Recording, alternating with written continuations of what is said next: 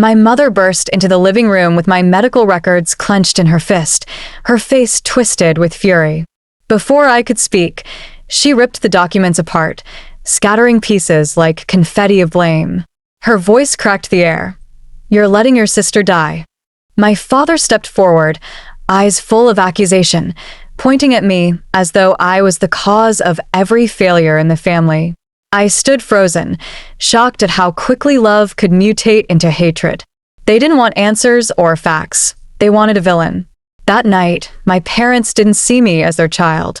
They saw me as an obstacle to whatever story they needed to justify their choices, and I became the scapegoat. The next morning, my phone rang before sunrise. My father didn't ask how I was. He barked demands.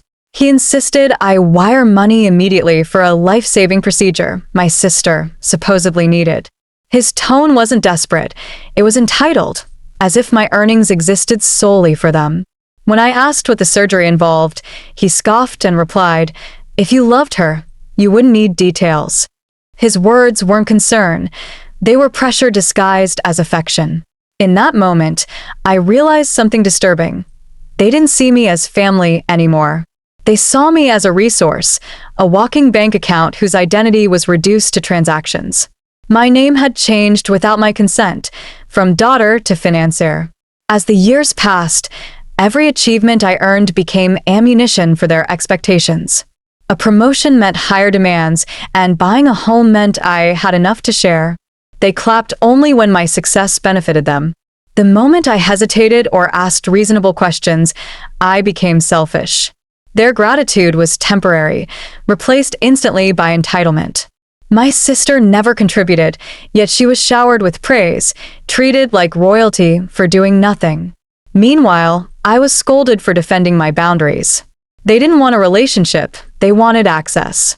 In their eyes, love wasn't measured by support or respect.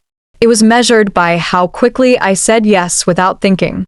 My worth existed only in what I could provide. Tired of vague threats and emotional blackmail, I drove to the hospital myself. The fluorescent lights flickered overhead as a nurse checked the records. Her expression shifted from confusion to concern. "There's no emergency here," she said. "No surgery scheduled. No outstanding payments. No trace of my sister's name." The air felt heavy as truth replaced fear. Every frantic accusation, every tear-filled plea, fabricated. My family wasn't drowning in crisis. They were constructing one. Standing in that sterile corridor, I realized I had been manipulated, not informed. They didn't want help, they wanted leverage. And they had counted on my guilt to keep me from questioning anything. They underestimated how silence can eventually spark suspicion. When I returned home, the atmosphere was thick with hostility, not remorse. My mother glared, arms crossed, as if my search for truth was an act of betrayal. My father slammed his fist on the table and demanded I do my part anyway. Then he revealed what they had carefully hidden.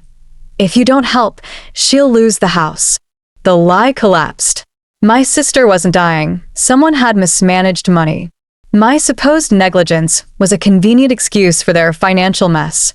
They had crafted a crisis to force my compliance. The heartbreak they paraded so dramatically wasn't love, it was bait. In that moment, I understood their plan had nothing to do with survival. It was about control. Preparing to protect myself legally, I sifted through old files and uncovered documents that shouldn't exist. Loans taken in my name, agreements bearing forged signatures, plans that erase me from future assets. The shredded medical records weren't an outburst, they were strategy. Those papers confirmed my independence and proved I owed them nothing. Destroying them removed the evidence that could shield me from their schemes. My parents hadn't just lied, they had engineered a future where I didn't exist financially. Their accusations about my sister had one purpose: weaken my defenses until I surrendered everything. Instead, their deception exposed the truth. I wasn't the problem. I was the barrier they failed to eliminate. I made no dramatic announcements. I simply stopped answering. Within days, the confident voices that once barked commands became desperate. Messages piled up, missed payments, disrupted plans, and relatives calling on my behalf. The chaos they had hidden behind accusations now surfaced. Their fabricated emergencies turned painfully real without my contributions. They had mistaken my silence for weakness. They hadn't realized it was a boundary. Without me, they faced the consequences they tried to unload on my shoulders. They weren't mourning a sick daughter. They were mourning the collapse of a system built on entitlement. My absence didn't destroy them. It revealed what they had always refused to see. I was the one holding everything together. Months passed before my phone rang again. This time, it was my sister, voice trembling, not with demands, but remorse. She confessed she was never ill and knew nothing about hospitals or surgeries. My parents had used her name as a shield, hoping guilt would force my obedience. Their manipulation finally unraveled. I didn't return to confront anyone. Instead, I sent one message: I'm not responsible for problems I didn't create. There was no counterargument, no dramatic plea, only silence. It wasn't victory. It was closure. The bridge they burned wasn't mine to rebuild, and for the first time, I felt peace where duty once lived.